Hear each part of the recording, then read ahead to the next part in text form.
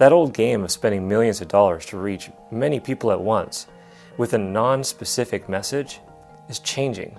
The fact is, on social media, you can reach every single individual in public, one at a time, and with greater efficacy.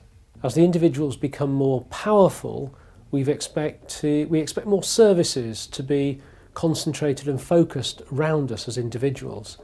Now that's a fundamental change to marketing, because in fact, despite the rhetoric of marketing, marketing has really been about massification of individuals. So in other words, it's about big segmentations followed by broadcast. Today it's going to be about talking to the individual, having a relationship with the individual, and it has to look like it's an individual relationship, not just something that's that's been tailored for them. One of the biggest days in every advertiser's life is when the Super Bowl comes on. At the halftime show, you get to see all these different ads that people sunk millions of dollars into. The reason that's so attractive to a marketing person is it reaches millions and millions of people all at once. That's massive, but it's not personal. I know that that Doritos ad wasn't for me. I know that that Toyota ad wasn't for me. But on social media, you can get down to the single individual and talk directly to an individual in public. You're trying to emulate the corner shop. You're trying to emulate the fact that you know what people want. You've got it ready for them when they get there. You know when there's a special offer, when you've got something that they may be interested in. You know that because you know those customers. So we want to give them the technology that really gives them that ability to get that intricate detail and put that in their hands. So it is possible to get very low level. And because of the speed, because of the ability to get to the understanding very quickly, you can really do that for very small groups of customers. So let me think of an example of that. So if you think about a newsletter that you might send out as an organisation every week, well, that newsletter's probably got space for 4 or 5 things you could talk about.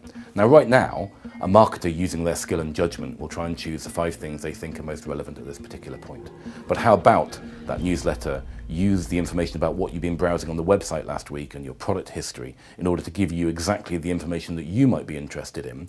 Now that's going to be a much more effective communication. Maybe you'd bother reading that newsletter more than once a quarter if every time it came out it kind of had things that were relevant to you. That's what we're trying to do with mass individualization. One of the areas that I think marketing is really struggling to come to terms with is actually how social media work. They have tended to emphasise clustering around an event or a content or something like that, but they don't really know what lies at the heart of this. Now, what our research has shown us is that what people are really looking for is the presence of similar others. They're kind of saying to themselves, can I see similar others present here or using this? Now, similar others goes beyond just the product or event. It requires you to know a little more about an individual than you might just know to be at the event or to buy the product or something like that.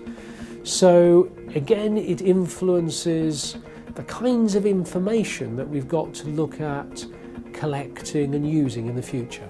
We're likely to see companies that are built around providing very broad services to people that are all about being very, very close to the individual.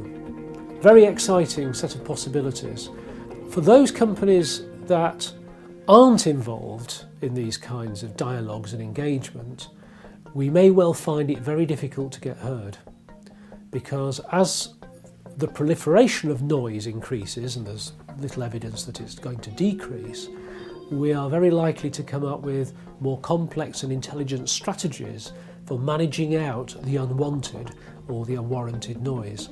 So therefore, the importance of an early relationship and building on that relationship grows even more. So it's likely we're going to see some companies massively successful, and I'm afraid we will see some companies fall by the wayside.